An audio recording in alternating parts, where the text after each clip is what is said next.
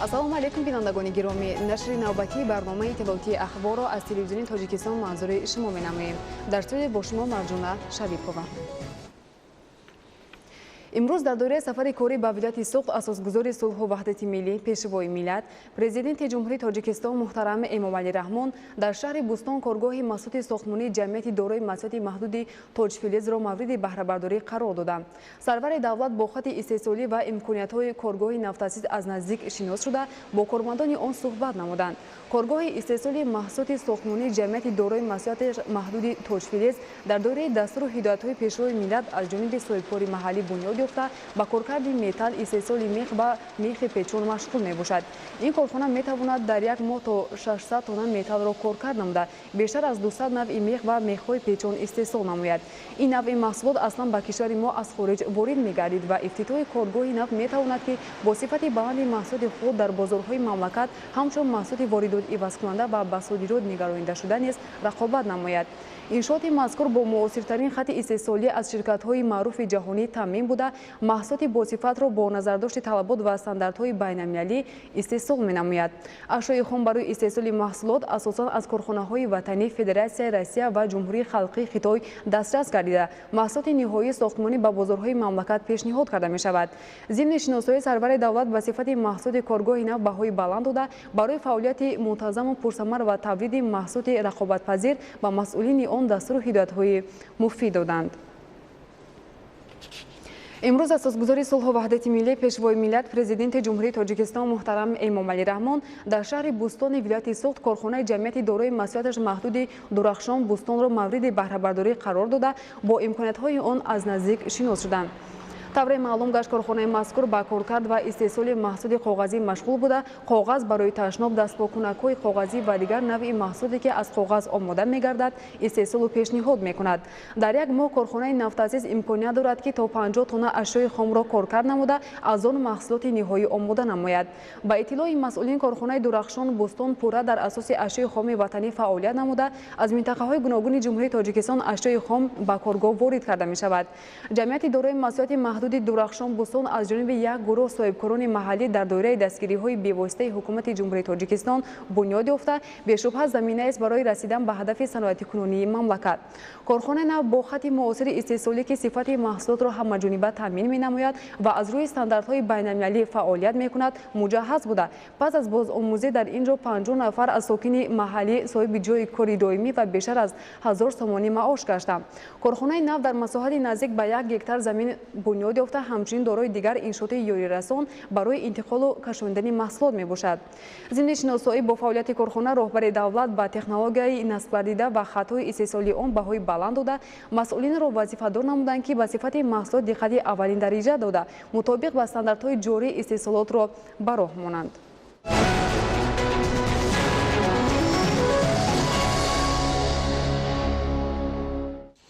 асосгузори сулҳу ваҳдати миллӣ, пешвои миллат, президенти ҷумҳурии Тоҷикистон муҳтарам Эмомалӣ Раҳмон зимни сафари корӣ дар шаҳру ноҳияҳои вилояти Суғд дар шаҳри Бустон иншооти хизматрасонии Бустонро ифтитоҳ намуданд.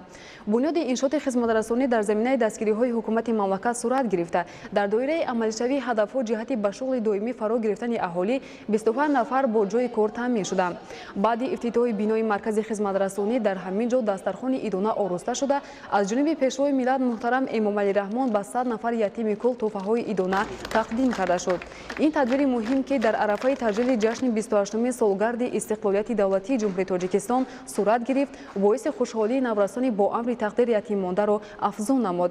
мавриди зикр аст ки президенти мамлакат муҳтарам Эмомалӣ Раҳмон дастгирии ятимону оилаҳои ниёзмандро дар сиёсати иҷтимоии ҳукумати ҷумҳурии Тоҷикистон махсус таъкид намуданд.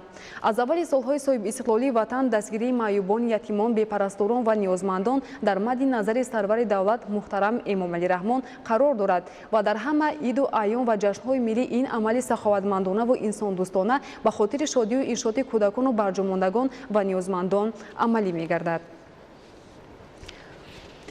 در دوره سفر کاری در شهر خوجند اساسگذار صلح و وحدت ملی پیشوای ملت پرزیدنت جمهوری تاجیکستان محترم امامعلی رحمان در کوچه رجبوف شهر خوجند زیر ایستگاه برقی تیمور ملیک را که در مساحت عمومی 2600 متر مربع بنیاد گردیده است با برداشتن پرده از روی لوحه رمزی مورد استفاده قرار داده. اطلاع داده شد که زیر ایستگاه برقی 110 و 10 کیلوولت تیمور ملیک دارای 2 عدد ترانسفورماتور اقتدارشان 25000 کیلووات آمپر میباشد. بنیاد با استفاده دادن چنین انشاءات ضروری از تدبیرهای افزایش‌ناک حکومت مملکت در سمت رشد ساحه انرژتیکای مملکت بوده جهت کم نمودن تلفات نیروی برق، تامین برق به شبکه‌های برقی و تامین قوه برق منتظم به اهالی میباشد. در انشاءات مذکور 10 نفر کارمندان مهندسی و تکنیکی و 60 کارمند ساحه‌های مختلف به کار جلب گردیدند. اساسگذار صلح و وحدت ملی پیشوای ملت پرزیدنت جمهوری تاجیکستان محترم امامعلی رحمان در شوربینی‌های عید خربوزه، عید کدوی خانه پرکن، عید انگور، عید عسل، فستیوال آش پلو و دور ولایتی آزمون جمهوریوی نام شدم شایسته هر خان شدم که روز 24 آگوست در شهر خوجند برگزار گردید اشتراک نمودند. پیشوای ملت محترم امامعلی رحمان را در مکان تنتنه‌های ایدانه کشاورزان ظرف‌آفر و هنرمندان اصیل در مجموع شماره زیادی ساکنان شهر و ناحیه‌های ولایت سوخت با خوشنودی به اندازه و صمیمیت خاصه استقبال گرفتند. در این چرابینی با شکوه و دامنه‌دار نمایندگان از 18 شهر و ناحیه‌های ولایت و تشکیلات و اداره‌های دخلدار اشتراک کرده در فضای آرام و آسوده وطن محفل آزمون‌های گوناگون دایر نمودند. در عید عسل زنبورپروران 15 شهر و ناحیه، نمایندگان مؤسسه دولتی خواجگی جنگل و اساسیاسیون زنبورپروران ولایت با شوقمندی زیاد اشتراک نمودند. در گوشه چرابینی‌های عید خربوزه، عید کدوی خانه پرکن و عید انگور، خواجگیداران 13 شهر و ناحیه‌های ولایت در رسته‌های الهیده محصولات مهنت خویش را به نمایش گذاشتند. فستیوال آش پلو که در این مکان تنتنه‌های ایدانه به طور خاص برگزار گردید، شماره زیادی آشپزهای ماهر را از شهر و ناحیه‌های ولایت به هم آورد. در این فستیوال آش پلو را در 18 دیگ از جمله در 2 دیگ با غنجایش بیش از 1 تنه‌ای آماده نمودند. این نوع خوراک ملی با استفاده از نامگوی گوناگون برنج و خاص به منطقه‌های مملکت پخته شد. سرور دولت محترم امامعلی رحمان از نمایشگاه محصولات نانی که در دوره دور ولایتی آزمون جمهوریوی نام شدم شایسته هر خان شدم تشکیل گردید دیدن نمودند. در این نمایشگاه نانپزهای ماهر نمونه نانهای خاص به منطقه‌های ولایت را آماده کرده به معرض گذاشتند. سپس از روی 4 نامیناسیا زبالت‌های بهترین، آرایش بهترین نان، نانی بامزه‌ترین و کلان حجم‌ترین نان دور ولایتی آزمون جمهوریوی نام شدم شایسته هر خان شدم جمع بست گردید. در دوره برگزاری عیدهای ملی همچنین محفل آزمون‌های آرایشی خیمه بهترین، آش پلو بهترین، دستان ماهر، آشخوری بهترین و خربوزه‌خوری بهترین دایر کرده شد. اشتراکچیان آزمون و مسابقه‌های ذکر گردیده بهاگذاری شدند و غالبان از جانب پیشوای ملت محترم امامعلی رحمان با دیپلم و مبلغ‌های پولی قدردانی گردیدند.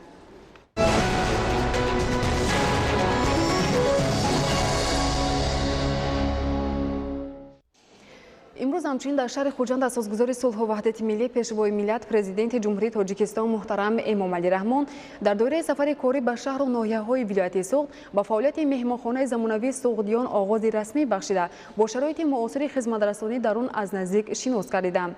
مهمانخانه زمانوی از 10 آشیانه و تاخانه عبارت بوده. آن در دایره دستور و هدایت‌های به واسطه پرزیدنت مملکت محترم امامعلی رحمان در زمینه سابق مهمانخانه لیلین‌آباد نوسازی گردیده با معاصرترین شرایط و امکانات خدمت‌رسانی برای سیاحان و مهمانان تامین کرده شده است.